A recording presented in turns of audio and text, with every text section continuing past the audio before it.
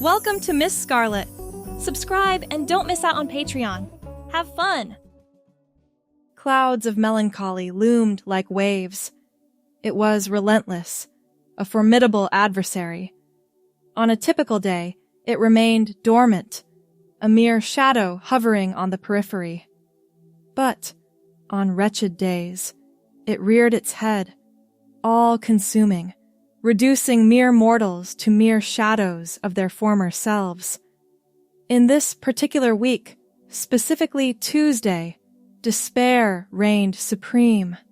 The cold drizzle tapped rhythmically on the window, as if saluting a forlorn symphony, while the key turned in the lock, its click a feeble consolation. The apartment stood silent, devoid of its usual vibrant energy. All familiarity vanished. It was as though the soul had been extracted, leaving behind only its haunting echo. "Hello, desolation, my longtime companion." The words, barely audible, reverberated through the empty room, almost as if the space was challenging its occupant, daring it to breathe life back into its atmosphere. 6 months of living together, and still the place felt foreign when alone. Medications sat untouched on the bathroom counter, a silent reproach.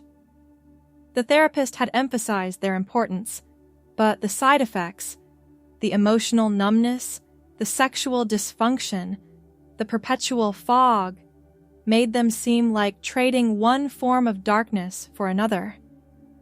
Hands shaking, a glass of water spilled across the counter. Something had to change. Something had to give before everything broke beyond repair. Grace's closet door stood slightly ajar, a glimpse of color visible through the gap. Her red cocktail dress, the one she'd worn on their anniversary last month, hung at the front, silky fabric catching what little light filtered through the rain-streaked windows. The first touch was hesitant, fingers grazing the smooth material like it might disintegrate on contact. The fabric felt cool and slippery, nothing like the rough cotton of a button-down shirt or the stiff denim of jeans. Without conscious decision, the dress came off its hanger. "This is ridiculous." The words echoed in the empty bedroom, but the dress remained clutched in trembling hands. The decision wasn't really a decision at all, more a surrender to an impulse that felt simultaneously foreign and desperately familiar.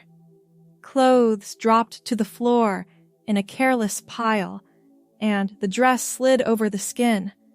The zipper proved tricky, but with some contortion, it finally closed.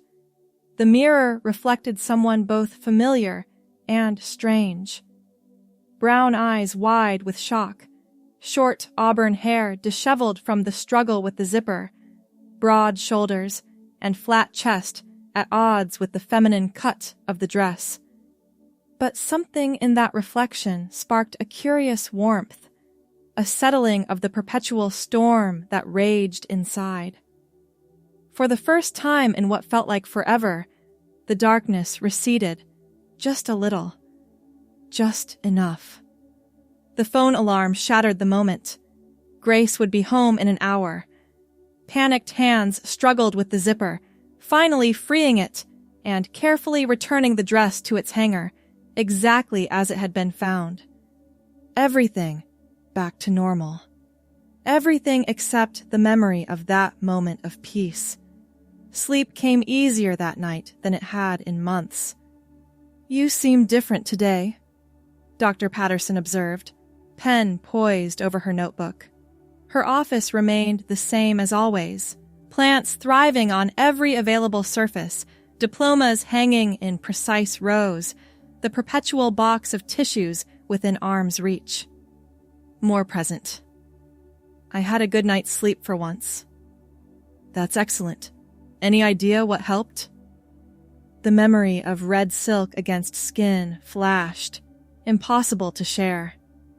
"Just lucky, I guess." Dr. Patterson's expression made it clear she didn't believe that for a second, but she didn't push. How are things with Grace? Good. She's been picking up extra shifts. I feel guilty that she works so hard while I can barely function some days. Depression isn't a character flaw, Andre. It's an illness. Andre nodded mechanically, having heard this countless times before. The name felt wrong somehow, like wearing someone else's clothes, too tight in some places, too loose in others. Have you been taking your medication? Another lie formed and died unspoken. Not consistently. Dr. Patterson sighed. Andre, we've discussed this. The medication makes me feel nothing at all. I'd rather feel bad than feel nothing. The rest of the session passed in familiar territory. Discussions of coping mechanisms, mindfulness techniques, the importance of routine. Nothing new, nothing that would touch the edge of the revelation that had occurred in front of Grace's closet. On the drive home, the car seemed to steer itself toward the mall instead of the apartment. Without allowing time for second thoughts, Andre found himself in a department store, browsing through clearance racks in the women's section. A floral skirt caught his eye, flowing fabric in soft blues and greens, nothing like the structured red dress, but appealing in its own way. A cream-colored blouse joined it, then a simple cardigan in pale blue. The cashier barely glanced up as she rang up the purchases, showing no interest in who might wear these items. The apartment remained empty when Andre returned, shopping bag clutched tightly as if its contents might escape. Grace had texted that she'd picked up yet another shift, wouldn't be home until morning. The message brought both disappointment and relief. The clothes came out of the bag slowly, tags removed with deliberate care.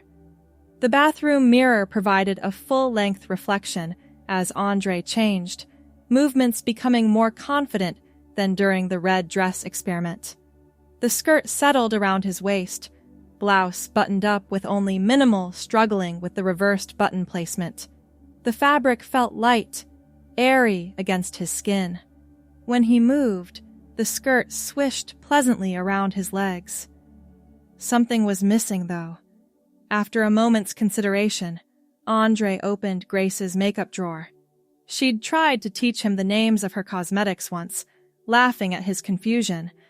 Now, he selected items with hesitant determination: foundation, a neutral eyeshadow palette, mascara, and a subtle pink lipstick.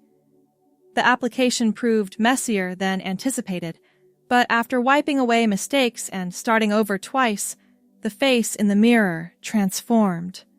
Softer somehow. The features remained the same, but they arranged themselves differently under the gentle enhancement of the makeup. With the final touch of lipstick, a name surfaced from nowhere. Bonnie, came the whispered word to the mirror. The name felt right in a way that Andre never had. A perfect fit, a key sliding into a lock that had been jammed for years. Bonnie smiled at her reflection, and for the first time in memory, the smile reached her eyes. 2 weeks passed in a strange new routine. Andre by day, going through the motions at his remote customer service job, speaking with Grace about ordinary things, existing in the familiar fog. But whenever Grace worked night shifts, Bonnie emerged, wearing her small collection of secretly purchased clothing, practicing makeup application, finding moments of clarity and peace that had seemed impossible before. The episodes of crushing darkness still came, but they seemed less frequent, less overwhelming. When panic threatened to overtake him during a particularly stressful work call, Andre excused himself, went to the bathroom, and touched the hidden bracelet under his sleeve, a delicate silver chain purchased during a lunch break, a secret reminder of Bonnie. The simple act of touching that hidden feminine accessory calmed his racing heart enough to finish the workday. Grace noticed the change, "You're looking better," she observed one evening, curled against him on the couch. "More like yourself." The irony of her words struck Andre silent for a moment. "I'm feeling better," he finally responded, and that much was true. "Is it the new medication?" Grace asked, her nurse's instinct for medical causes showing. "Something like that." The lie tasted bitter, but the truth seemed impossible to explain. How could he tell his girlfriend of 3 years that he found more relief in wearing a skirt than in any pill a doctor had prescribed? The next night shift Grace worked, Bonnie tried something new. She ordered delivery food, something Andre had rarely done, too anxious about facing a delivery person. But Bonnie applied her makeup carefully, put on her floral skirt and a new pink top, and opened the door to the pizza delivery man without hesitation. "Evening, ma'am," he said, handing over the pizza with a perfunctory smile before heading back to his car. "Ma'am." The word echoed in Bonnie's mind as she closed the door, a strange warmth spreading through her chest. She'd been seen, truly seen, as herself, if only for a moment by a stranger who would forget her immediately. It felt miraculous. The pizza tasted better than any food had in months.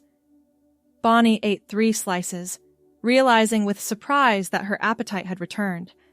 Depression had stolen that too, leaving meals a joyless necessity rather than a pleasure. After dinner, she spent the evening researching on her laptop, reading stories that resonated with disturbing familiarity. Gender dysphoria, transgender experiences, clinical descriptions of treatments, and personal accounts of transitions. Hours passed unnoticed as Bonnie absorbed information that seemed to illuminate her entire life from a new angle. The sound of keys in the lock shattered her concentration. Grace wasn't supposed to be home until morning. Panic seized Bonnie's throat as she heard the front door open, frantically closing browser tabs and leaping from the couch. No time to change, no time to wipe off makeup. She was trapped. "Andre, you still up?" Grace's voice called from the entryway. "They overstaffed tonight, so they sent me home early. Lucky us."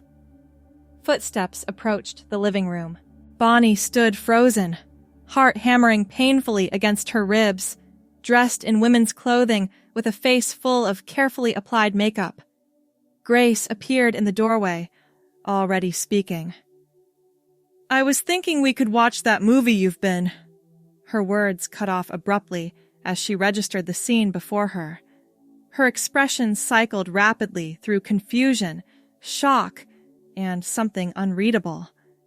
"I can explain," Bonnie said, her voice coming out higher than Andre's typical tone. Grace set down her purse very deliberately. "Okay," she said after a long moment. "I'm listening." The explanation came haltingly at first, then in a rush, the red dress, the unexpected piece, the secret shopping trips, the research done just minutes before. Throughout it all, Grace remained silent, her face carefully neutral, her nurse's training in maintaining composure evident. "I don't understand it completely myself," Bonnie finished, hands trembling. "But when I'm dressed like this, when I'm Bonnie, the depression lifts. It's like I can finally breathe."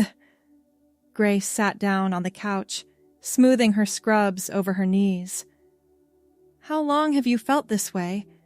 That you might be transgender?" The word hung in the air between them, both terrifying and liberating. "I don't know," Bonnie admitted. "I never had the words for it. I just knew something was wrong, that I never felt comfortable in my own skin. I thought it was just depression, anxiety, but now I wonder if those were symptoms, not the cause." Grace nodded slowly. That fits with what I've read in medical journals. Gender dysphoria often presents with depression and anxiety. Her clinical response felt simultaneously reassuring and distancing. "Are you angry?" Bonnie asked, voice small. Grace looked up, her professional demeanor cracking slightly. "I'm not angry. I'm worried and confused, and I have a lot of questions, but mostly I'm concerned that you didn't feel you could tell me sooner. I didn't know how. I barely understood it myself." Grace patted the couch beside her, and Bonnie sat down cautiously, acutely aware of the swish of her skirt. "The makeup looks nice," Grace said unexpectedly, "though you could use some practice with the eyeliner." A startled laugh escaped Bonnie. "That's what you're focused on?" "Well, it's an objective observation."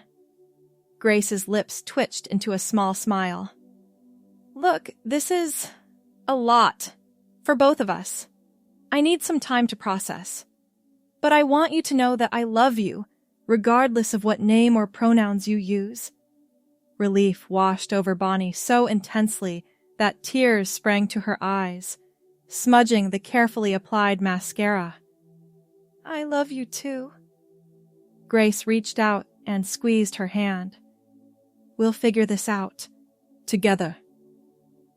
That night, Bonnie slept in her feminine clothes, Grace curled beside her. For the first time in years, no nightmares disturbed her sleep. The appointment with Dr. Patterson felt different this time. Bonnie had arrived dressed as Andre, men's jeans and a button-down shirt that felt like a costume now, but she'd painted her nails a clear polish, a small act of authenticity. "You look better than I've seen you in years," Dr. Patterson observed, settling into her chair. "Something's changed." Bonnie took a deep breath. "I need to tell you something important." The story emerged more coherently this time. Practice from telling Grace making the words flow more easily. Dr. Patterson listened without interruption, her expression professional but kind. When Bonnie finished, Dr. Patterson set aside her notebook. "Thank you for sharing this with me. It takes tremendous courage." "Does this make sense medically? Could gender dysphoria have been causing my depression all along?" "It's entirely possible. Many people with gender dysphoria experience significant mental health challenges, particularly when they're unable to express their true gender. The relief you describe when presenting as Bonnie aligns with typical experiences of gender-affirming behavior." The clinical confirmation felt like permission to breathe. "So, I'm not crazy." Dr. Patterson smiled gently. "No, you're not crazy. You're discovering an essential truth about yourself, one that has likely been trying to surface for many years." "What do I do now?" "That depends entirely on what you want. There are many paths forward, from social transition to medical interventions, but those decisions don't need to be made immediately. For now, I'd suggest allowing yourself to explore your identity as Bonnie in safe environments." Bonnie nodded, relief and anxiety mingling. "Grace knows. She's been incredible, actually. Better than I had any right to expect." "You're fortunate to have support. That makes a significant difference." The session continued with practical discussions, resources for transgender individuals, support groups, potential next steps. By the end, Bonnie felt both overwhelmed and more grounded than she had in years. In the parking lot, she made a decision. Instead of driving home, she headed to a small boutique she'd researched online, one that advertised as friendly to transgender customers. The store was empty, except for a middle-aged woman arranging a display of scarves. She looked up as the bell above the door chimed. "Welcome," she said warmly. "Can I help you find anything today?" Bonnie hesitated, still presenting as male, uncertain what words to use. The woman seemed to understand immediately. "First time shopping for yourself?" she asked gently. "Is it that obvious?" "We all start somewhere." The woman extended her hand. "I'm Eleanor. This is my shop." "Bonnie," she replied, using her true name with a stranger for the first time. "I'm just beginning to figure things out." "Well, Bonnie, you've come to the right place. Let's find you something that feels like you." For the next hour, Eleanor guided her through selections appropriate for her body type, teaching her about cuts that would minimize shoulder width and create the illusion of curves. Bonnie left with 2 dresses, a pair of wide-legged pants, 3 blouses, and a properly fitted bra with silicone inserts that created a natural-looking bust under clothing. "Come back anytime," Eleanor said as she handed over the carefully packed bags. "My shop is a safe space." The drive home felt lighter somehow, as if a burden had been set down after being carried for too long. Grace's car sat in the driveway, and for once, Bonnie didn't feel the need to hide her purchases. Grace greeted her with a kiss, then noticed the shopping bags. "Successful trip?" "Very." Bonnie set the bags down. "I'd like to show you, if that's okay." "I'd like that." In the bedroom, Bonnie changed into one of her new outfits, a teal wrap dress that Eleanor had promised would flatter her figure. She applied makeup with growing confidence, then stepped out to where Grace waited. Grace's eyes widened. "Wow." "Good wow or bad wow?" "Definitely good." Grace circled her, taking in the transformation. "You look right somehow, more yourself." Bonnie felt tears threatening again. "That's exactly how it feels." Grace touched her face gently. "We have a lot to figure out, but we'll do it together, okay?" "Okay." That night they researched together, medical options, legal name changes, the complex path of transition. Bonnie felt neither overwhelmed nor alone. With each piece of information, the future seemed to crystallize into something both challenging and deeply right. 3 months passed in a cascade of changes. Bonnie's therapist referred her to a gender specialist who prescribed hormone therapy after several thorough evaluations. The first injection of estrogen felt momentous, terrifying, and exhilarating in equal measure. At work, the remote customer service position proved a blessing.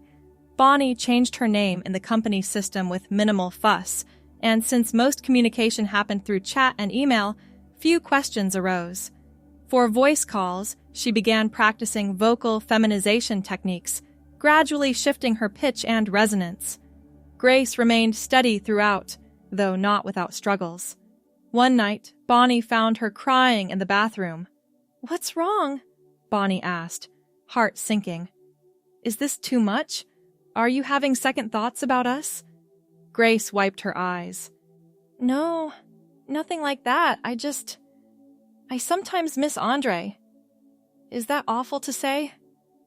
Bonnie sat beside her on the edge of the bathtub. "No, it's not awful. I understand." "I feel selfish. This is your journey, not mine." "But it affects you too. Your feelings matter in this." Grace leaned against her shoulder. "I'm not going anywhere. I just need to grieve a little sometimes."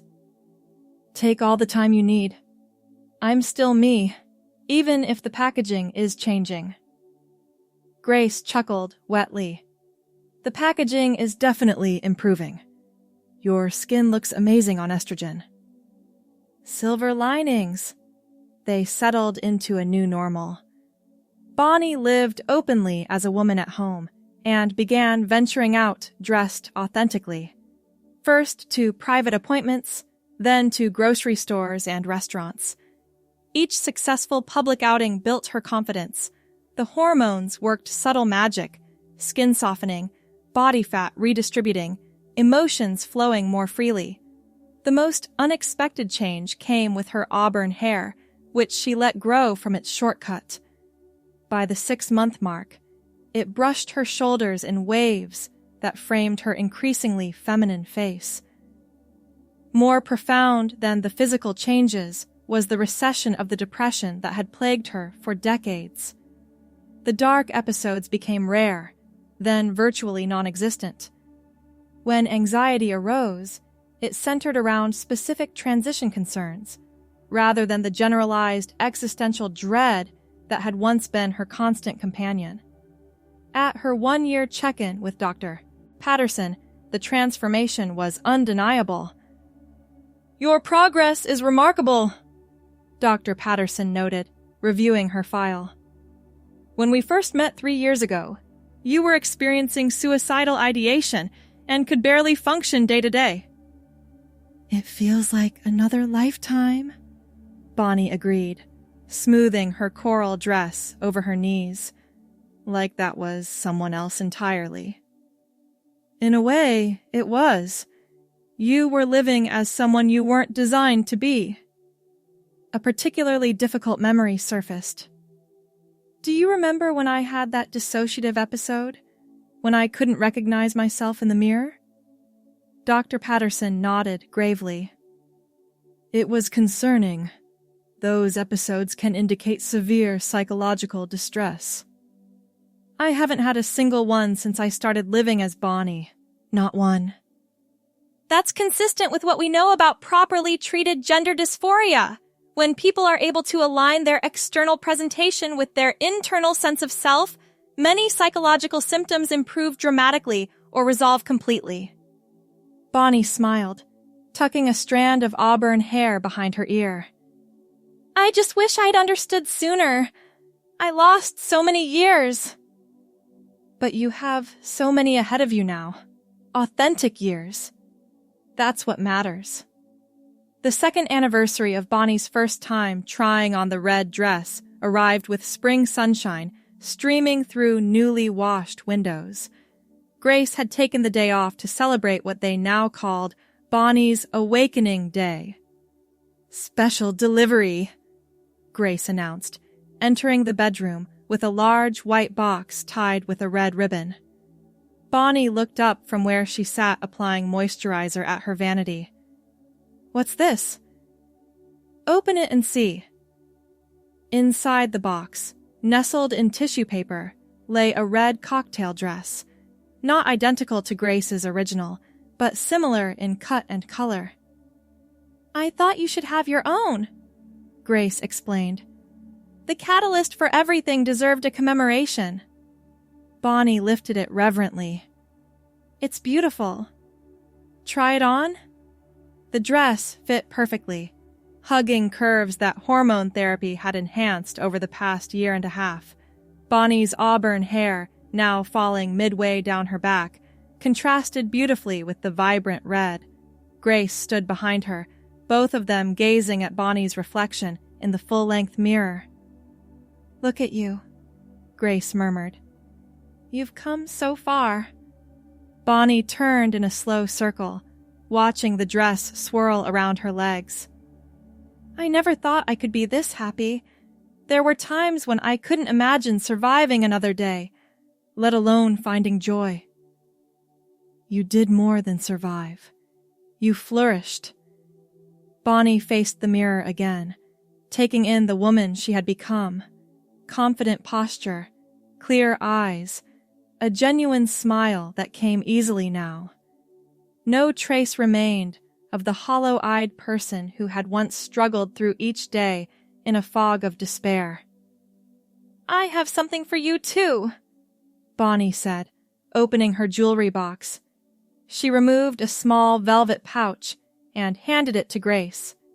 Grace opened it curiously, tipping a delicate gold locket into her palm. "It's lovely." "Open it." Inside, Grace found 2 tiny photographs. One of Andre from early in their relationship, looking uncomfortable but trying to smile, and one of Bonnie now, radiant with authentic happiness. Two versions of the same heart, Bonnie explained, both loving you in the best way they knew how. Grace's eyes glistened. It's perfect. She fastened the locket around her neck, touching it gently. I'll keep both of you close. Ready for our anniversary dinner? I have reservations at Marcel's. Almost. Grace disappeared into the closet, emerging moments later with her own red dress, the original that had started everything. I thought we could match tonight. Side by side in their red dresses, they made a striking pair. Two women clearly in love, one with a more complicated past than most might guess, but both moving forward together into a future neither could have predicted 2 years before. As they left the apartment, Bonnie paused for a moment, looking back at the space where everything had changed. The darkness that had once filled every corner had been replaced by light, not the artificial brightness of denial or pretense, but the authentic illumination of living truthfully. Everything okay? Grace asked, keys in hand. Bonnie smiled, taking one last look before closing the door behind them. Everything is exactly as it should be. Outside, spring flowers bloomed in window boxes and planters, their vibrant colors echoing the joy that had blossomed within Bonnie once she had found the courage to become herself. The red dresses caught the evening sunlight as the two women walked hand in hand toward their future, each step more confident than the last. Thanks for watching, my girlies! Be sure to check out Patreon for more!